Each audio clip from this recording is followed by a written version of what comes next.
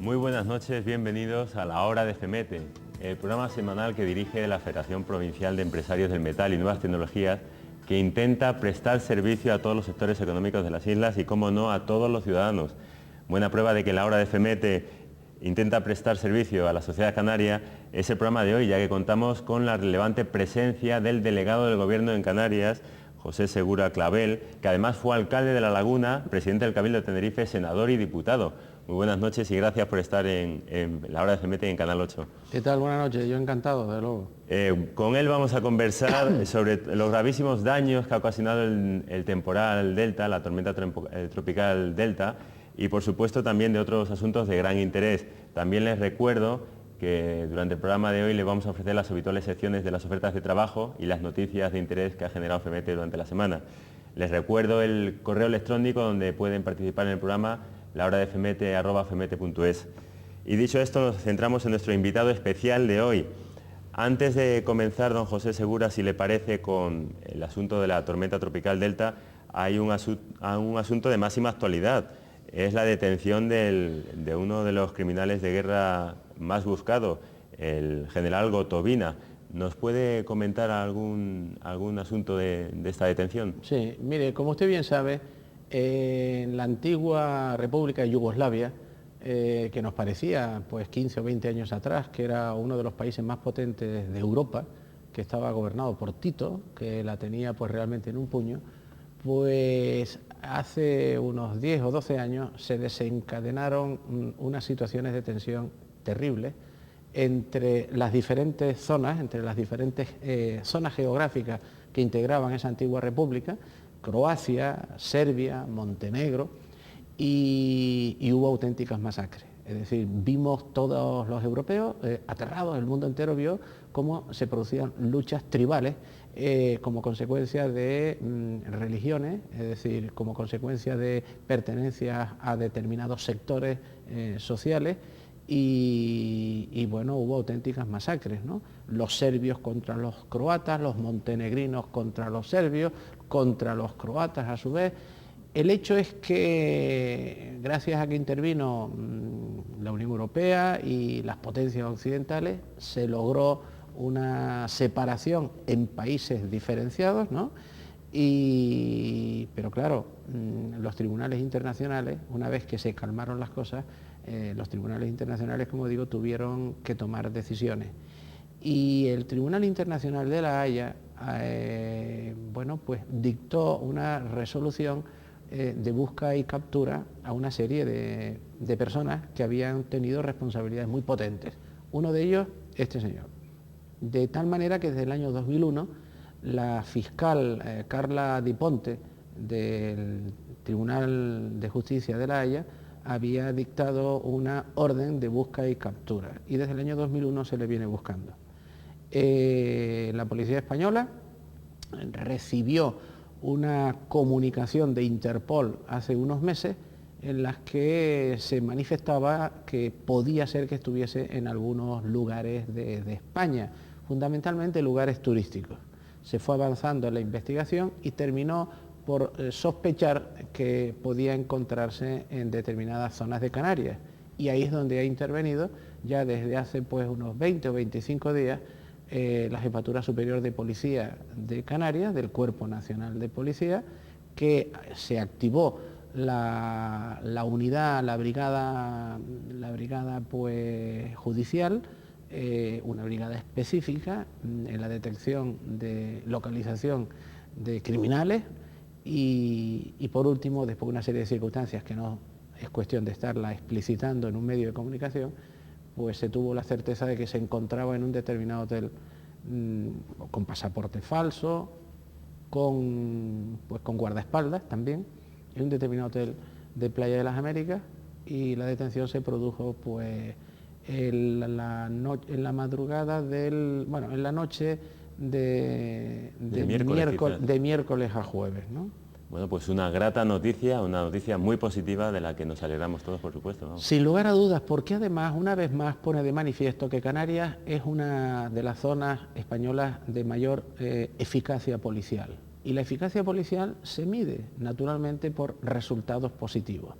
Y si usted recuerda que hace pues 6 o 7 meses una banda de criminales albano-kosovares que desde hacía 7 años venía operando en Gran Canaria y en Tenerife y luego se iban a otras zonas de la península, que eran bandas itinerantes, pues se les detuvo, están en manos del juez en estos momentos. Otra banda de rumanos que robaban, casi 40 personas detenidos. Otra que traficaban con jóvenes varones procedentes de Cabo Verde, pues para el tráfico sexual, que se utilizaban pues en fin en países como en Holanda. Se detuvo esa estructura y si a eso se le suman, bueno, pues incautación de alijos de estupefacientes, casi del orden de 25.000 kilos de cocaína, bueno, y podría seguir dando otros datos, pues pone de manifiesto que los cuerpos y fuerzas de seguridad del Estado en la Comunidad de Canarias tienen un índice elevadísimo de eficacia y a los cuales yo quiero rendir homenaje, rendir tributo y expresarles desde luego pues mi profundo reconocimiento. Por eso, varios miembros de la Embajada Británica estuvieron hace cosa de un mes en Canarias durante una semana, siguiendo órdenes de su gobierno, del gobierno del Reino Unido, porque están haciendo un estudio de las zonas a las que se desplazan los británicos a hacer turismo, ¿no? Bueno, pues van a la Costa del Sol, o van a Grecia, o pueden ir a Túnez, o pueden ir desde luego a Casablanca, o vienen a Canarias, ¿no? Y bueno, las conclusiones que han sacado es que Canarias es uno de los lugares del mundo con mayor índice de seguridad para los turistas británicos. Esto es un dictamen del Reino Unido, de la Embajada Británica en Madrid. Luego, lo que hay que es sentir la satisfacción del prestigio que se transmite hacia el mundo entero. Porque, bueno, ya sabemos que en áreas turísticas, bueno, pues, y como la nuestra, que nos visitan 10, 11, 12 millones de personas, bueno, pues nos puede llegar de todo, ¿no?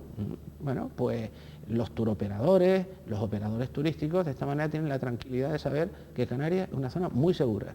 Y la seguridad deriva de la eficacia de los cuerpos y fuerzas de seguridad del Estado que están precisamente al pie del cañón combatiendo el crimen organizado, ¿no? Desde luego son noticias para alegrarse. Lo que ya no tanto es para alegrarse es la noticia que conmocionó a todo el pueblo tinerfeño, que todavía sigue conmocionado, que fue la tormenta tropical Delta. Han pasado ya casi 10 días, pero seguimos sufriendo las consecuencias. Desde las distintas administraciones han lanzado mensajes de que van a tramitar todo tipo de medidas para paliar los daños. ¿Usted podría concretarnos qué iniciativas va a emprender el Gobierno estatal para ayudar tanto a los afectados ciudadanos como también a los empresarios?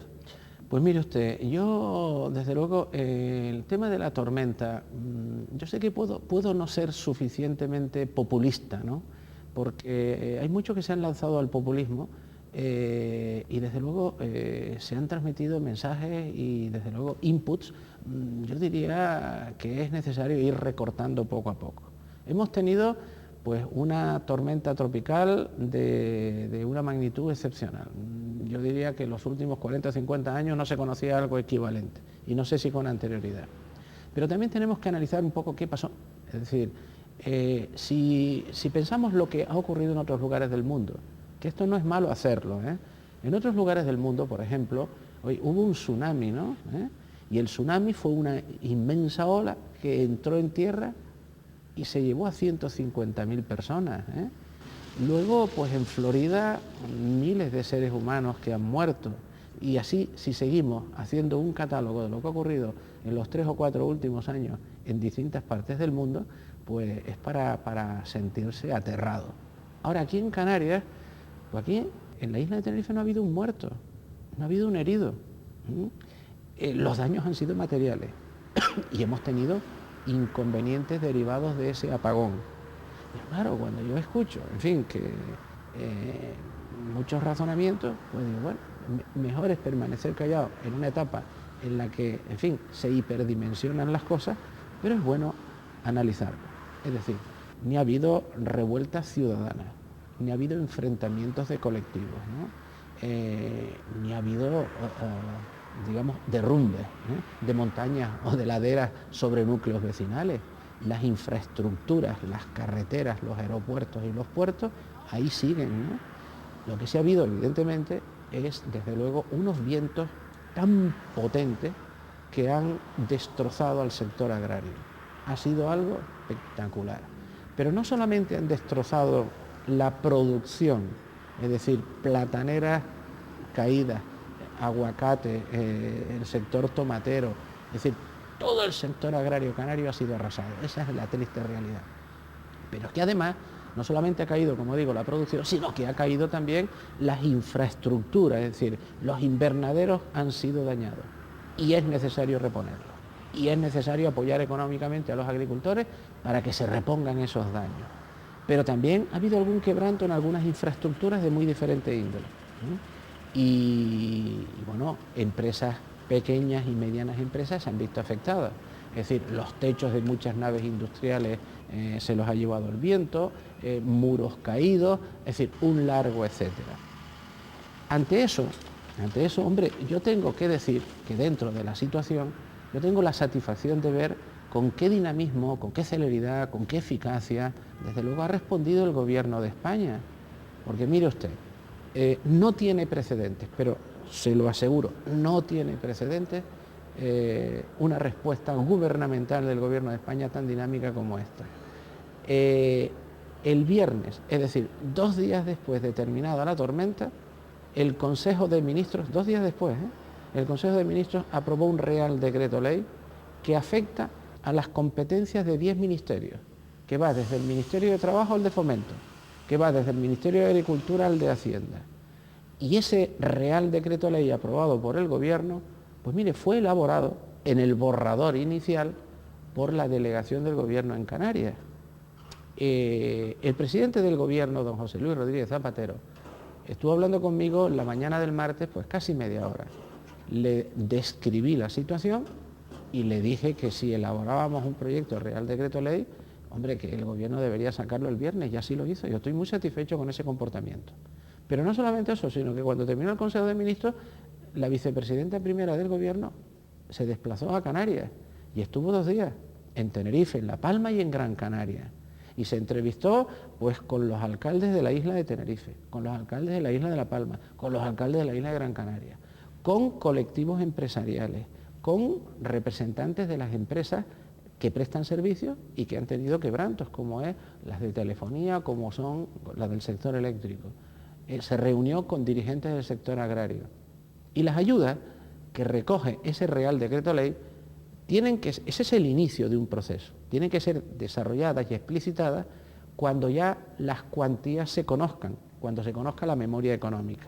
Pero lo importante es que se han abierto líneas de trabajo. Por ejemplo, el Instituto de Crédito Oficial va a disponer de una partida presupuestaria de 60 millones de euros para conceder préstamos a muy bajas condiciones y además los 60 millones de euros son ampliables de tal forma que todos los que lo soliciten y cumplan los requisitos de haber sido objeto de daño, pues van a poderse acoger a esas, me refiero a empresas, me refiero a entidades mercantiles, me refiero a sociedades de toda índole, ¿no? ¿Incluso particulares, José? Los particulares no.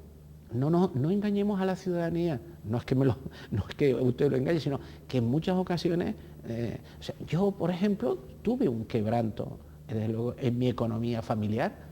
En mi economía familiar, bueno, pues los productos que tenía en la nevera tuve que regalarlos, ¿no? A unas personas en cuyo domicilio sí que había fluido eléctrico. Yo estuve pues 4 días sin fluido eléctrico, ¿no? O 3 días y medio. Yo si quiero podré exigir responsabilidades a la empresa con la que tengo un contrato suscrito, que es Unelco, ¿no? Que es la que me suministra el fluido eléctrico. Pero desde luego los daños particulares de esta índole no.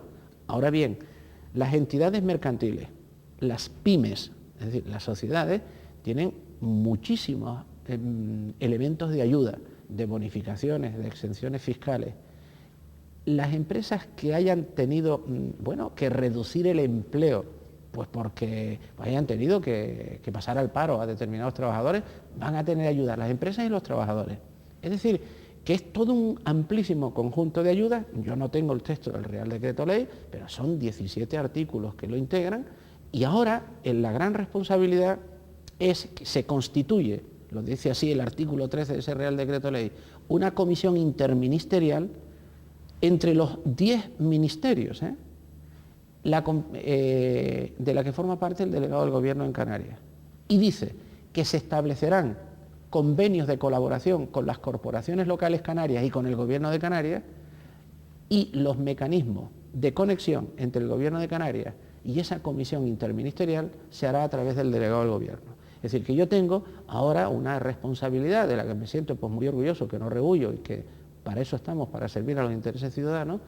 A través de la delegación del Gobierno se establecerán todos esos mecanismos de cooperación vía convenio entre el Gobierno de Canarias y el Gobierno de España. El Gobierno de Canarias hará aportaciones también, los cabildos insulares también, y habrá convenios donde el Gobierno de España aportará un 50% y el otro 50% entre el Gobierno de Canarias y los cabildos insulares. Al sector agrario y a los sectores industriales y mercantiles que se hayan visto afectados para reactivar de nuevo la economía. Precisamente, don José, el tema de la tormenta tropical y los daños fueron uno de los asuntos que se trató en la cena de Navidad de FEMETE, que se celebró recientemente y que vamos a ofrecerles a continuación un resumen que nos ofrece el secretario general de FEMETE, José González.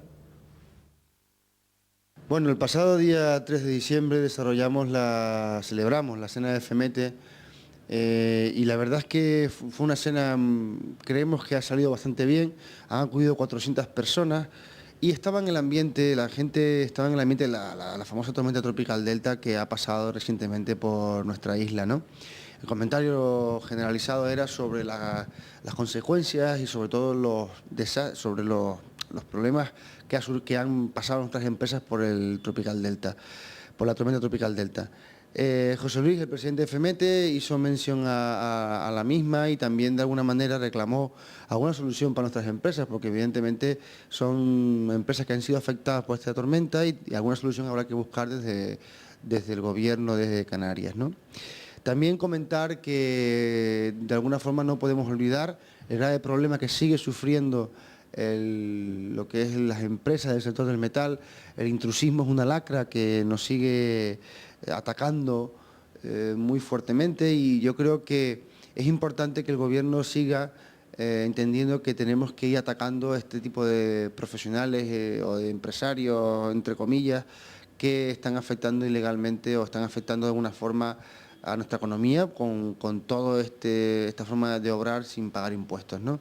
Sectores como los talleres, como los fontaneros, como los electricistas, en fin, todos estos sectores están afectados por esta gente que actúa así y es importante que de alguna manera pues se ponga remedio a esta situación. Y por último, destacar que desde la Federación es importantísimo el apoyar a este nuevo gobierno que ha entrado en nuestro gobierno, en lo que es la parte del metal, Consejería de Industria y Nuevas Tecnologías. Ha entrado un nuevo equipo de gobierno que está trabajando muy bien con nosotros, apoyarlo y también sobre todo apoyar lo que es el incremento o al apoyar que la competitividad de nuestras empresas sea el objetivo por el cual tenemos que ir trabajando dentro de FEMETE.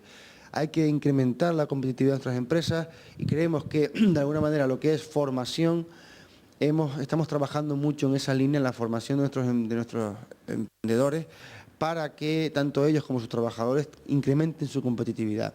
Yo creo que esto fue un poco, más o menos, lo que se habló, lo que se comentó en esa cena que hicimos el pasado 3 de diciembre y que, por supuesto, la parte lúdica como celebración de la Navidad, pues también luego se desarrolló, ¿no? En un ambiente lúdico, de amigos, de gente que se quiere y gente que de alguna manera trabajan juntos con un objetivo común, cuál es el intentar que sus empresas cada día más sean más competitivas. Muchas gracias, José González, por ese resumen de lo que fue la cena de Navidad, donde, como él bien ha contado, estaba muy pendiente todo el mundo de la tormenta tropical Delta, de la que seguimos hablando con don José Segura Clavel, delegado del Gobierno en Canarias. Al margen de esas medidas de las que usted ya nos ha anunciado, todavía la sociedad isleña se pregunta quién o quiénes han sido los posibles responsables de la caótica situación que Tenerife sufrió con el apagón eléctrico. Mientras unos y otros echan culpas, o las culpas, ¿cuál es su valoración, don José? Pues mire, el responsable de la situación que hemos vivido clarísimamente es la diosa naturaleza, ¿no? Evidente. Es decir, la tormenta no vino de la mano de nadie, ni de la Administración General del Estado, ni de la Administración Autonómica, ni los cabildos insulares, la incitaron para que viniera, ¿no? Y sentado eso, a continuación yo le puedo decir que ese calificativo de caótica situación, bueno, la dan algunos, pero yo no lo he visto así. El Gobierno de Canarias tiene la responsabilidad de la coordinación en materia de protección civil en determinados niveles, y luego ya en un nivel máximo lo tiene el Gobierno de España. Yo puedo indicarle que globalmente la atención, en fin, ciudadana vinculada a este fenómeno, yo creo que ha sido bastante aceptable. La sala del 112 ha funcionado bien, tanto la de Santa Cruz de Tenerife como la de Las Palmas. En la isla de La Palma no ha habido ningún acontecimiento ciudadano relevante, es decir, no se han caído casas encima de habitantes, ¿no? O sea que, porque si una casa se hubiese derruido y hubiese aplastado a las personas de dentro y no hubiesen sido objeto de ayuda, eso hubiese sido censurable, pero acontecimientos de esos no se han producido. Yo creo que la consejería competente en el tema, concretamente, cuyo responsable es el señor Ruano, ha funcionado bastante aceptablemente, desde mi punto de vista personal.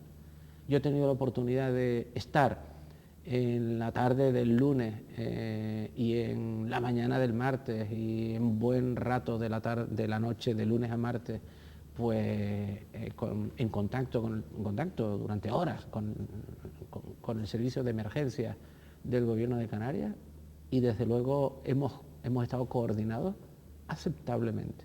¿Qué es mejorable? Sin duda alguna. La Capitanía Marítima del puerto de Santa Cruz de Tenerife ha funcionado bien. Yo estuve en la torre de control porque lo que ocurrió esa noche pudo haber sido gravísimo, gravísimo. Pudo haberse hundido en la bocana del puerto dos grandes barcos, por ejemplo, el Juan J. Sister o el Superfast Ferry Andalucía de la compañía Transmediterránea. Es que de esto nadie habla, que es una cosa que me sorprende. O sea, usted fíjese que estos dos barcos que acabo de mencionar, que son barcos con mucha vela, es decir, barcos ofreciendo mucha pantalla al viento, pues estaban atracados en dique norte, al lado de la avenida marítima, y el viento les cortó amarras, las estachas se rompieron y fueron lanzados hacia el centro de la bocana, y el Juan J. Sister continuó empujado hasta el dique sur y allí aplastó a un remolcador que estaba atracado en el dique sur. No había tripulantes dentro. Imagínense si hubiese habido tripulantes dentro, se hubiesen ahogado, hubiesen muerto, ¿no? Pues no ha habido nada de esto, ni un herido a bordo de ninguno de esos barcos.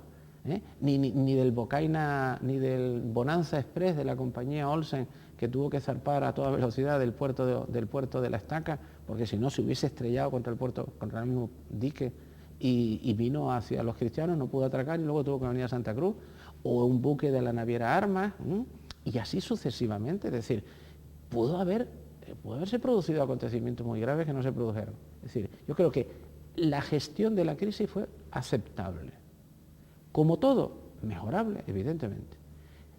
Y ahora, el segundo capítulo. Como consecuencia de la crisis, como consecuencia de esos acontecimientos, de ese viento tan fuerte, ha ocurrido algo que hemos sufrido todos, y es que hemos estado 3 o 4 días sin fluido eléctrico.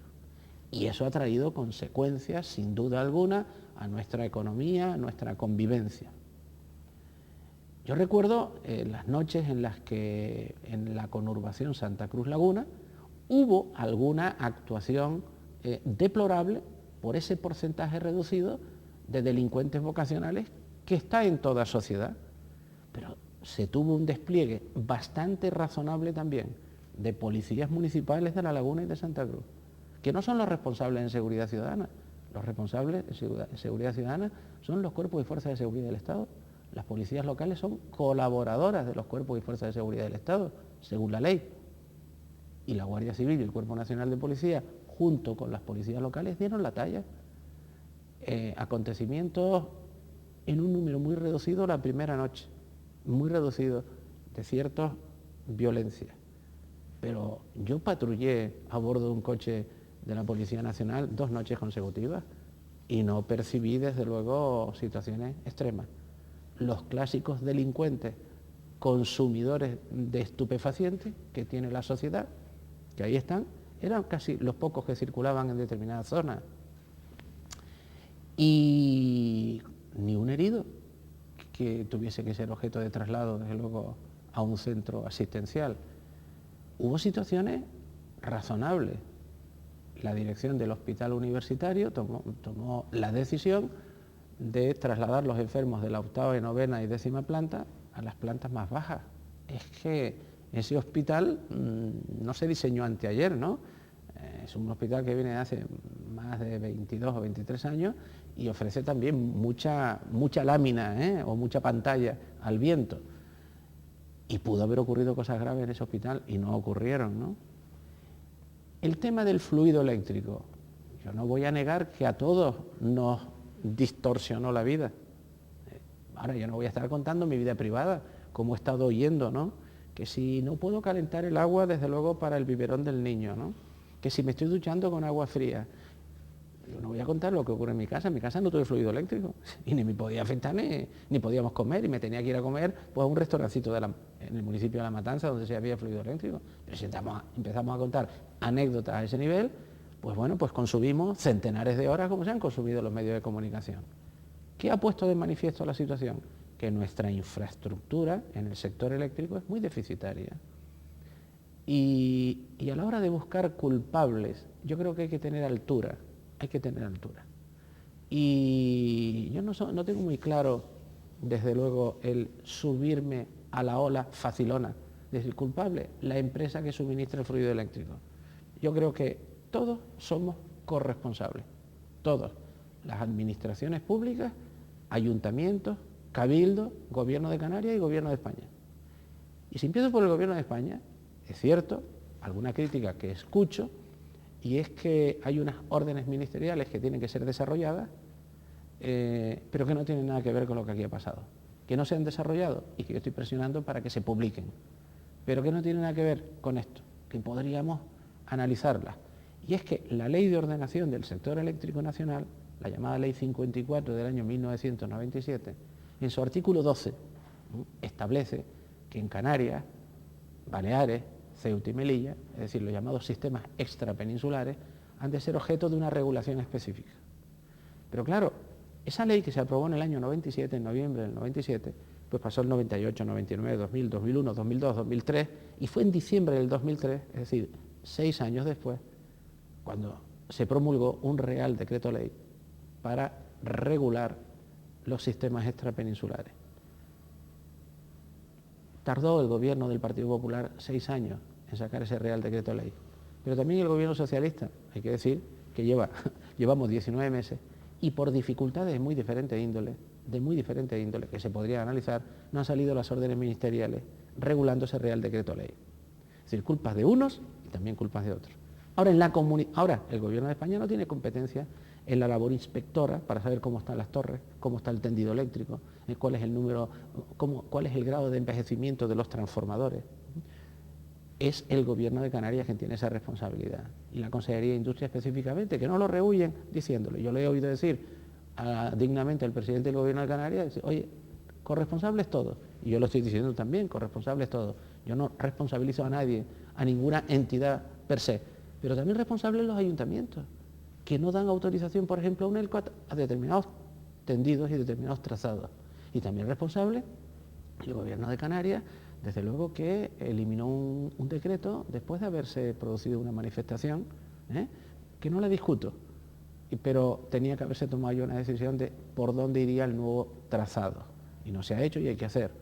Y hay que poner en marcha la central mixta de ciclo combinado en Granadilla, que consumiendo gas natural pueda producir energía eléctrica. Es decir, el sistema eléctrico tiene unas deficiencias imputables a las administraciones y a la empresa que quiere invertir, pero no la dejan. Es decir, que las torres estaban diseñadas cumpliendo la norma de soportar vientos de 120 kilómetros por hora y han llegado vientos de 240 y se han caído. Eso es una verdad incuestionable. Y que un ELCO tenía que haber tomado decisiones anteriores, pues evidente también. Pero, mire, trivializar en estos momentos, en un debate poco riguroso, es algo que me cuesta a mí. Le he respondido de la mejor manera coloquial que yo pueda ser capaz de responder. No me quedo satisfecho con la respuesta, porque este es un tema que debe ser objeto de centenares de horas de trabajo desde la perspectiva técnica y en la que todos nos tenemos que empeñar en hacer que disminuya la intensidad de la irascibilidad en estos momentos, porque no sacamos nada con ello. Parece ser que se quiere olvidar que aquí ha habido un fenómeno natural del que no se tenía conocimiento ni precedente en los últimos 50 años. Luego, lo que ha ocurrido no es imputable al ser humano, sino, como dije antes, a la diosa naturaleza. Bien, pues vamos a hacer una pequeña pausa publicitaria y enseguida volvemos con don José Segura Clavel.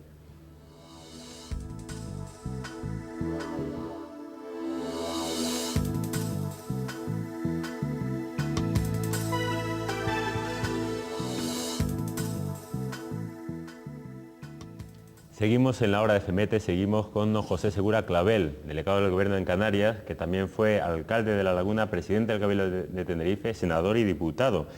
Y seguíamos hablando sobre la tormenta tropical. Antes de dar paso a las ofertas de trabajo, podríamos preguntarle, como se preguntan muchos ciudadanos, si se van a poner en marcha acciones para evitar, en la medida de lo posible, que vuelva a suceder el tema del apagón. Por ejemplo, invertir más y mejor en el sistema eléctrico, como anunció la vicepresidenta del Gobierno.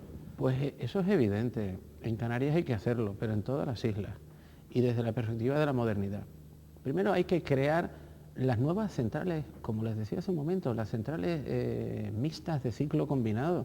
Es necesario que el gas llegue y que se utilice como fluido comburente para la producción de energía eléctrica. El kilovatio hora que aquí se produce, el que estamos consumiendo en estos momentos, el que consumimos en casa, es energía eléctrica producida a través de la energía potencial que disponen los combustibles, o carbón, o fuel oil, o gasoil, o gas natural. Hemos renunciado a las centrales con carbón, cosa que me parece positivísima, ¿no? Y hoy en día se está produciendo solo consumiendo gasoil y fuel oil, produciendo una contaminación excepcional.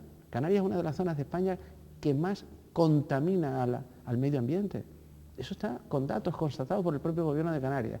Es necesario la llegada del gas natural y tiene que llegar a bordo de barcos y tiene que ser desembarcada en centrales, en plantas de regasificación para luego alimentar las turbinas. Y es necesario modernizar la red de baja y la de media tensión. Hay que analizar el grado de vejez de los transformadores que están integrados a lo largo de la red. Es necesario terminar ese anillo insular en una red de 220 kilovoltios y eso le corresponde al Gobierno de Canarias, al Parlamento de Canarias, el diseño correspondiente. Porque mire usted, el Plan Energético Canario, el llamado PECAN 89, se elaboró en el año 89, o sea, el Plan Energético para Canarias, en desarrollo de las competencias transferidas desde el Gobierno de España a la comunidad autónoma, repito, se terminó de elaborar en diciembre del 89 y en enero del año 90 se presentó en el Parlamento Canario, se aprobó en el Parlamento Canario.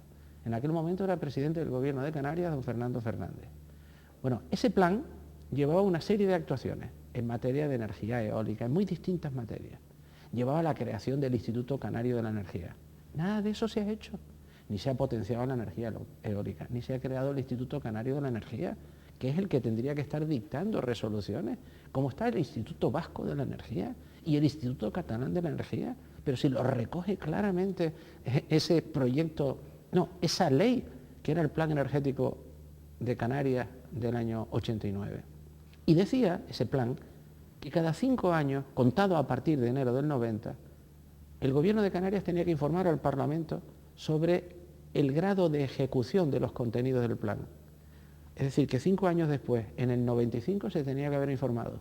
No se informó y no se retocó el plan. Otros 5 años después, en el 2000, tampoco se informó al Parlamento Canario y no se retocó el plan. O sea, nosotros teníamos que haber tenido en Canarias el PECAN 89, luego el PECAN 95, luego el PECAN 2000 y luego el PECAN 2005. Pues no hemos tenido ninguno de ellos. Es más, se da la circunstancia curiosa, y esto lo digo pues como político canario, como ciudadano canario, o sea, no con ninguna otra intencionalidad, pero vamos, creo que tengo derecho como ciudadano canario a decirlo. Lo dije cuando era diputado, lo dije en la campaña electoral, lo he dicho con posterioridad. Yo no he logrado entender qué ocurrió en el año 2002. En el año 2002, siendo consejero de presidencia, don Julio Bonis, que tenía la competencia en materia de energía, el vicepresidente era don Adán Martín y el presidente don Román Rodríguez, bueno, pues el plan energético canario se elaboró un nuevo plan energético canario. Lo aprobó el Consejo de Gobierno, se publicó en la página web del Gobierno de Canarias, pero no se llevó al Parlamento ni para su discusión ni para su aprobación. Y ahí se recogía todo lo que había que hacer en Canarias. Yo no entiendo cómo no se llevó al Parlamento, pero es más, un año después se celebraron elecciones autonómicas, en abril, me parece recordar, del 2003. Se constituyó un nuevo Parlamento autónomo. Hasta el día de hoy, el nuevo Parlamento autónomo que se creó en abril del 2003, o que se constituyó en el 2003, no ha analizado aquel plan energético del 2002. Y no solamente es eso, sino que desapareció de la página web del Gobierno de Canarias. Es decir, hay unos vacíos notables. Pues entre todos tenemos que hacer que esto funcione, que de aquí hay que sacar conclusiones cara a la modernización, a la modernidad, al futuro, al desarrollo económico, social, industrial de nuestra comunidad. Pero estos son realidades, no son discutibles, son datos reales que he dado. Y entienda que no emito juicio desfavorable. Si estuviese en una mesa de debate lo haría, pero esta es una entrevista en la que no me parece propio, pero lo que hago es describir acontecimientos.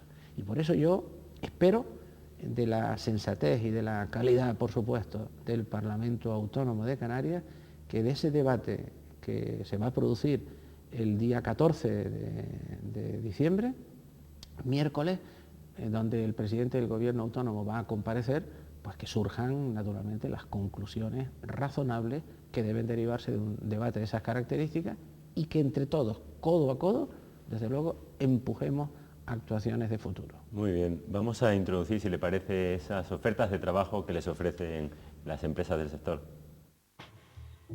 Recuerde escoger el número de oferta de su interés y para mayor información, contacte con nosotros en el 922 29 67 00. Las ofertas de esta semana son: puesto de cerrajero, experiencia en soldadura metálica y cerrajería, carnet B y coche, horario mañana y tarde para la zona de La Laguna. Puesto de técnico en telecomunicaciones, FP2 en telecomunicaciones, experiencia como instalador de redes informáticas y de baja tensión, carnet B para la zona de La Laguna.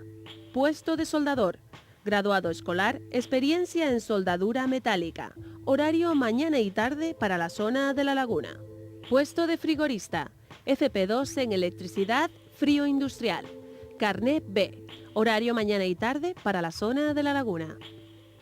Puesto de mecánico, experiencia como mecánico de motos, carnet B, A1, A2, horario mañana y tarde para la zona de Candelaria.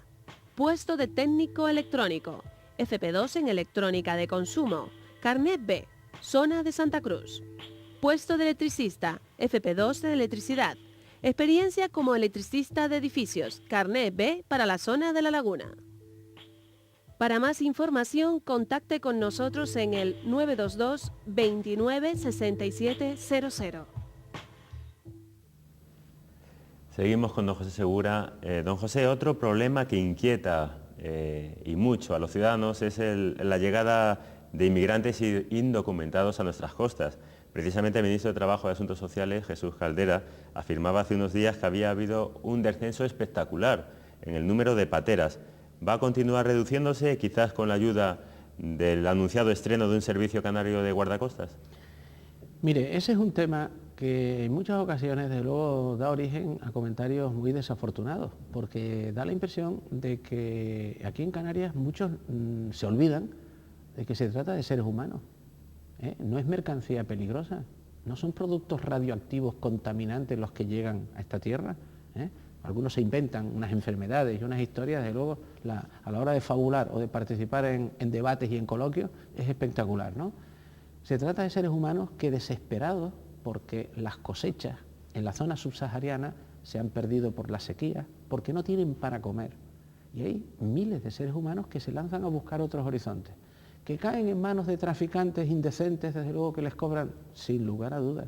Pero hay personas que se pasan un año, año y medio desde el momento que salieron del pueblecito en el que vivían, o de la aldea en la que vivían, hasta llegar a un punto del litoral, del antiguo Villa Cisneros español, o del Sáhara, o de Tarfaya, o cualquiera de estos lugares, y pagan pues 1.000 o 1.500 euros o dólares, pues para meterse en una embarcación, jugarse la vida e intentar llegar a Europa, porque ellos no saben ni a dónde llegan. Luego, sentado esto, que se trata de seres humanos, y que hay que mirarlo desde la perspectiva de la humanidad solidaria, pues la realidad es que este año, cuando termine el año, yo estoy seguro que haremos un balance numérico. Y mire, el año pasado llegaron 8.000 y pico personas, no tengo los datos aquí, pero he dado varias ruedas de prensa sobre ello. Y este año no creo que rebasemos los 4.000. Es decir, se habrá reducido prácticamente a la mitad. Es un dato que en la fecha en la que estamos, en los primeros días de diciembre, en el que estamos grabando esta entrevista, pues no se los estoy dando rigurosos. Podría darlo el día 30 o finales de año, a comienzos del año próximo. En efecto, se está reduciendo prácticamente a la mitad. Pero eso no quiere decir que los años posteriores no crezca, porque no estamos en condiciones de evaluarlo. Nosotros tenemos la obligación, nosotros no les estamos llamando, no les estamos mandando dinero para que vengan, ¿no? Nosotros lo deseable es mandarles dinero para que se queden allí. Eso es lo que tiene que hacer la Unión Europea, para que se queden en sus lugares de origen. Ahora, lo que sí es incuestionable es que cuando llegan a nuestras aguas, nuestra obligación por convenios internacionales y nuestra obligación humanitaria es salvar vidas. Y yo me siento muy orgulloso de estar salvando vidas, no yo personalmente, sino la administración del Estado, los funcionarios, guardias civiles que pertenecen al servicio marítimo de la Guardia Civil, los empleados de la plantilla laboral de salvamento marítimo de la sociedad Salvamar del Ministerio de Fomento. Es decir, estamos salvando vidas y yo de eso me siento orgullosísimo. No sé por qué nadie se alarma de eso. Parece ser que algunos desearían que se ahogasen estos 4.000 en la mar, ¿verdad? Oyendo las cosas que yo oigo en ocasiones. Bueno, pero ¿qué le ocurre a esos 4.000 que llegan? Luego aparece la componente egoísta. Lo oyes decir tomándote un café en la barra de un bar o hablando con cualquier persona. Ay, es que nosotros aquí nos van a invadir y aquí no hay sitio para tanta gente. Entonces yo digo, pobrecillos, qué manera de mentir. Si ninguno de esos 4.000 se queda aquí, desgraciadamente para ellos, no se quedan aquí, son devueltos a sus países de origen.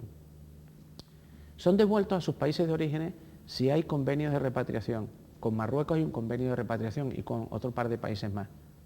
Y si pertenecen a países con los que no hay convenio de repatriación, lo que sí yo puedo asegurar para aquellos canarios que tienen tanto temor de que se queden estos pobrecitos en esta tierra, yo les puedo asegurar que no se quedan aquí, que gracias a la actitud solidaria del Gobierno de España, transcurridos los 40 días dentro del centro de internamiento, porque ni en las calles los ven, pues transcurridos los 40 días se mandan a la península y son distribuidos por las comunidades autónomas peninsulares. Por cierto, don José, hablando de extranjeros indocumentados, la Inspección de Trabajo ha detectado unos 170 inmigrantes irregulares en las islas durante los 9 primeros meses del año. Aparte ha habido 147 empresas que se han paralizado y ha impuesto 12 millones en multas. Con esos datos, ¿qué mensaje puede ofrecer a los empresarios? El mensaje es pedirle a todo el mundo que actúe dentro de lo que dice la ley, clarísimamente, que no se puede tener empleados ni en el hogar, ni atendiendo a ancianos o trabajando en una empresa sin regularizarlos. Y se abrió un proceso de regularización sin precedentes, se han regularizado 700.000 personas que procedentes de otros países han venido a trabajar y que aquí estaban cobrando dinero negro por parte de determinados empresarios aposta. Y había una economía sumergida, esa economía afloró. Entonces, ¿cuál es la recomendación? Que una vez terminado el proceso de regularización, desde luego no pueden ejercer actividad laboral quienes carezcan de contrato. Bueno, pues así de claro queda el mensaje. Entramos en la parte final del programa. Vamos a introducir el último vídeo que tenemos preparado sobre las noticias que ha generado FEMETE durante la semana.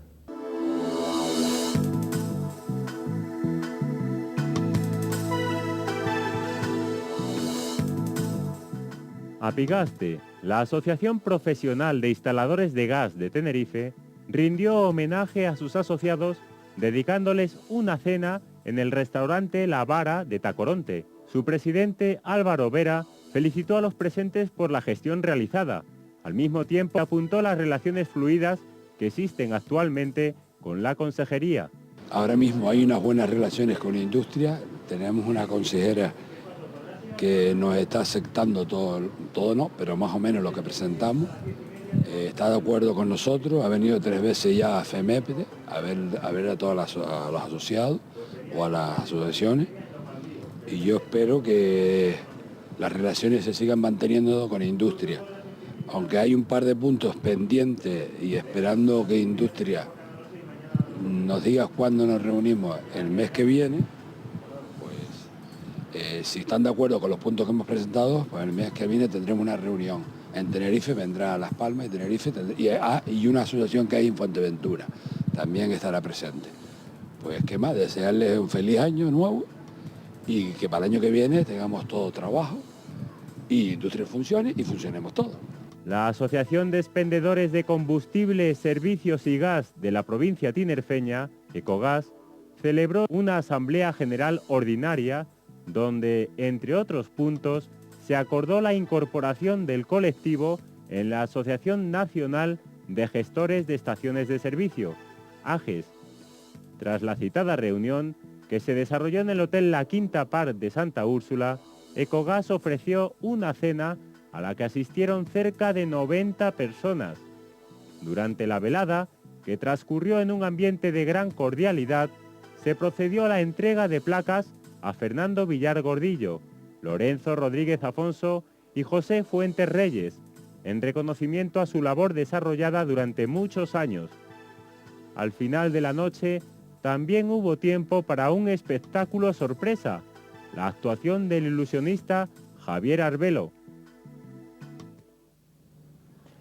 Bueno, entramos en la parte final del programa con don José Segura Clavel, delegado del Gobierno. Vamos, si le parece, a introducir un matiz político a la entrevista y preguntándole directamente quizás por la conmemoración del 27 aniversario de la Constitución y cómo no se habló en ese entorno de las reformas de los estatutos de Cataluña y de Canarias, con opiniones muy diversas. ¿Cuál es su postura, don José?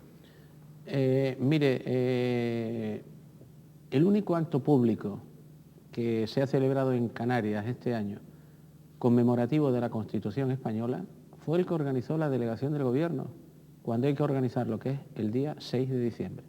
Es decir, no se hace antes, como algunos han pretendido, pues para tener un puente y no dar golpe, e irse de vacaciones, cosa que me parece bastante poco presentable. El cumpleaños se celebra cuando se cumple años, ¿verdad?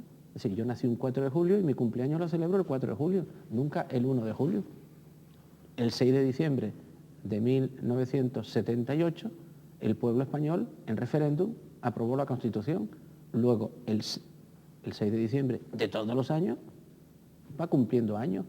Esa moza de otra época que era la Constitución, ya hoy madurita, ¿no? Bueno, pues en la ciudad de Las Palmas de Gran Canaria hay una tradición conmemorativa y organizada por la delegación del Gobierno, y este año lo hemos hecho una vez más.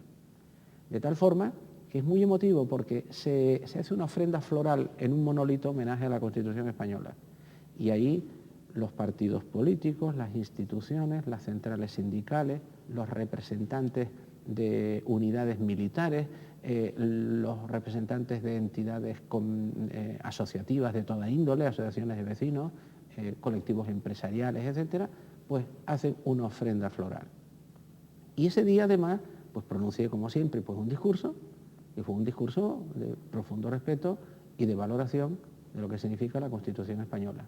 Una Constitución de todos, una Constitución viva, una Constitución que nos ha permitido pues esos 27 años de paz, de prosperidad, de incremento económico. Yo no hablé de los estatutos de autonomía. No era momento para hablar de las modificaciones de los estatutos de autonomía. Las comunidades autónomas españolas, todas, Galicia, Cataluña, Canarias, Andalucía, la Comunidad Valenciana, todas, es decir, tienen unos estatutos de autonomía que están en estos momentos pues debatiéndose en cada una de las comunidades para ver si se amplía el margen competencial. Yo creo que esto le está suponiendo ya ese machaqueo constante a los ciudadanos, de los políticos en esta tierra, que si uno emite una opinión, el otro, en fin, discute, en fin, está produciendo cierto hastío ciudadano, y yo no me voy a sumar a eso, ¿eh? Es decir, corresponde al Parlamento de Canarias, como correspondió al Parlamento catalán, como va a corresponder al Parlamento gallego, como ha correspondido al Parlamento de la Comunidad Valenciana, el emitir un dictamen sobre un nuevo proyecto de estatuto de autonomía que tendrá que ser aprobado en las Cortes Generales y ya veremos cómo salen. Es decir, el debate está abierto, pero mucho me temo que está generando, desde luego, un distanciamiento ciudadano que lo encuentro muy poco positivo. Entramos, don José, prácticamente en el último minuto del programa.